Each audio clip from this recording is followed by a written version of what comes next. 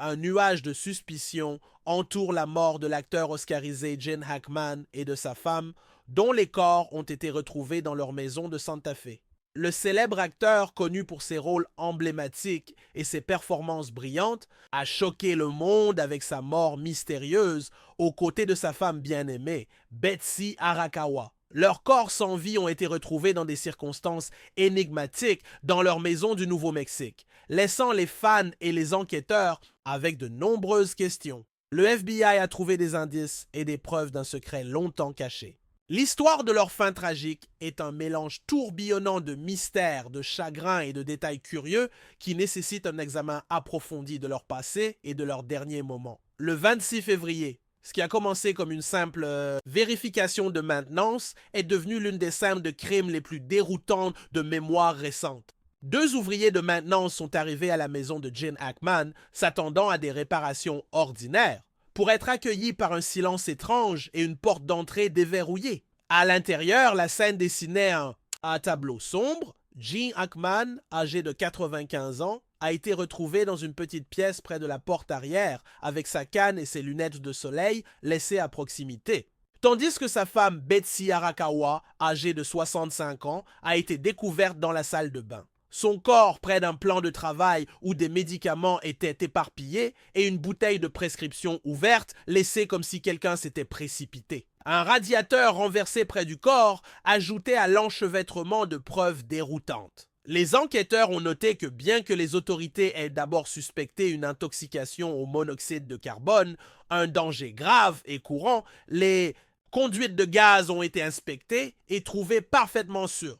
De plus, il semblait que les restes du couple avaient subi un certain degré de déshydratation et de dessèchement, ce qui suggérait que la mort était survenue un certain temps avant la découverte. Ce qui a ajouté à l'énigme a été la présence de 3 animaux de compagnie, dont 2 ont été vus errant dehors dans un état de confusion et un chien retrouvé décédé dans une cage, laissant entendre une période prolongée sans soins appropriés ou une interruption soudaine dans l'alimentation. Les médicaments éparpillés, la porte ouverte inquiétante et l'animal introuvable ont soulevé plus de questions que de réponses. Qui ou quoi était responsable de ce désordre? Le cas de Gene Hackman et Betsy Arakawa est devenu un aimant. À théorie, les enquêteurs et les fans scrutant les preuves à la recherche d'un indice d'une vérité plus grande. À première vue, des causes naturelles pourraient sembler plausibles pour quelqu'un comme Hackman âgé de 95 ans, mais le fait que sa femme qui n'avait que 65 ans ait été retrouvée dans un état aussi précaire complique toute conclusion facile. S'agissait-il d'un accident tragique poussé à l'extrême, d'un résultat d'une urgence médicale imprévue ou de quelque chose de plus sinistre? Une théorie largement répandue se concentre sur les médicaments éparpillés près du corps de Betsy, la bouteille de prescription ouverte et le désordre de pilules sur le comptoir, ce qui laisse penser à une overdose ou aux actions précipitées de quelqu'un traversant une crise de santé extrême. Certains croient qu'un épisode soudain, qu'il s'agisse d'une crise cardiaque, d'un AVC ou d'une réaction allergique grave, aurait pu provoquer une recherche désespérée de soulagement par automédication.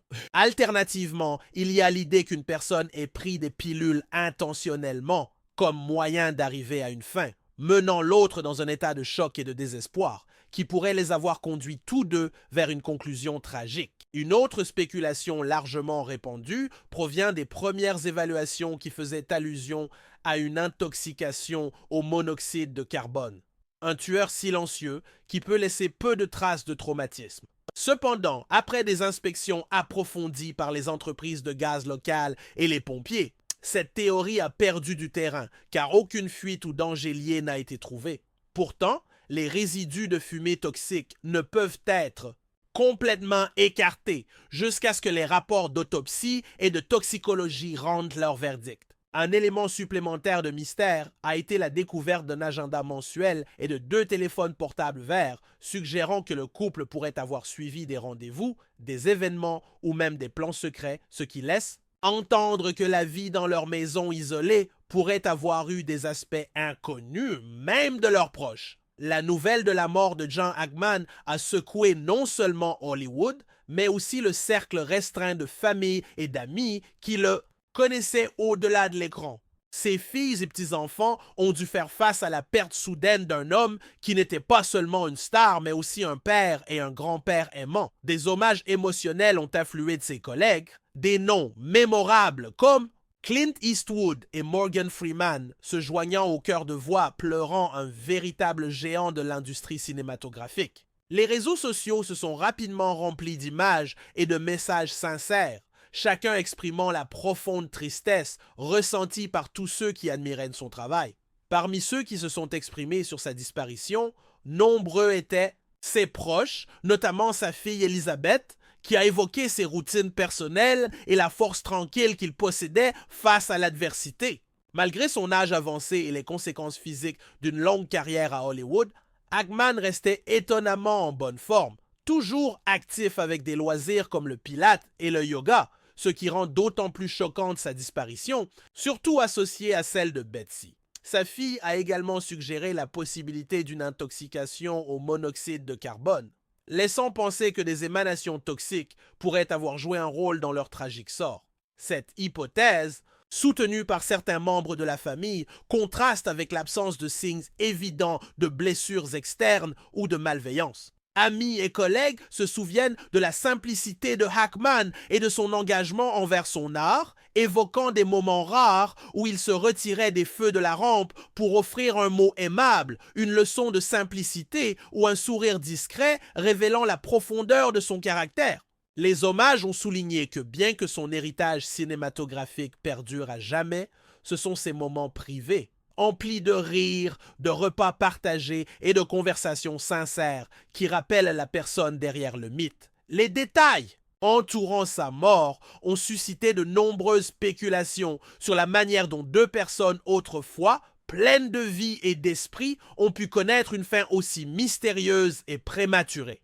Les théories abondent, qu'il s'agisse d'un accident, d'une overdose ou d'un plan plus sombre. Les circonstances entourant la mort de John Hackman et Betsy Arakawa ont ouvert une boîte de Pandore, chaque théorie étant plus perturbante que la précédente, avec de nombreuses pistes laissées incomplètes à leur domicile. Certains experts estiment que les causes naturelles pourraient ne pas expliquer toute l'histoire, soulignant que l'âge avancé de Hackman aurait normalement indiqué des problèmes de santé, mais que Betsy, à seulement 65 ans, présentait des signes suggérant une mort plus complexe. Un arrangement de pilules, un chauffage renversé et le silence étrange d'une maison autrefois pleine de vie laissent entrevoir la possibilité d'une overdose accidentelle. Le décor dans la salle de bain, avec des pilules éparpillées près d'une bouteille ouverte, soulève la question. Betsy a-t-elle accidentellement pris trop de médicaments pour gérer une crise de santé soudaine ou dans un moment de confusion?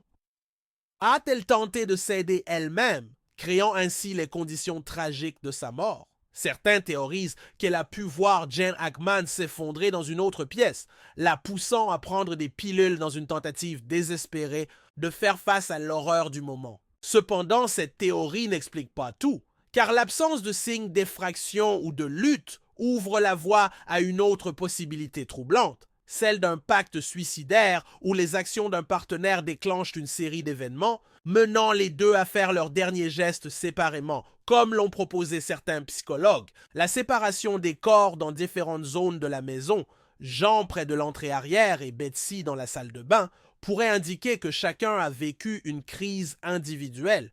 Toutefois, cette idée est contrebalancée par ceux qui soulignent des signes de négligence prolongée, l'état des corps, la peau déshydratée et la découverte d'un animal mort dans une cage suggérant que les événements tragiques pourraient ne pas avoir été aussi immédiats qu'un acte prémédité. Une autre théorie envisage l'influence d'un facteur externe, l'ouverture de la porte avant ayant alimenté des spéculations sur l'implication d'un tiers, une personne ayant discrètement pénétré dans leur maison, que ce soit pour annoncer une nouvelle indésirable ou commettre un acte plus calculé. La découverte de preuves numériques, comme un agenda mensuel et des téléphones portables, suggère la possibilité de communication cachée ou de plans programmés pouvant éclairer l'implication de tiers. Bien que la compagnie de gaz ait exclut catégoriquement une intoxication au monoxyde de carbone, cette hypothèse initialement envisagée montre que les enquêteurs n'écartent aucune piste, avec des tests toxicologiques et des autopsies toujours en attente, et chaque théorie reste en suspens.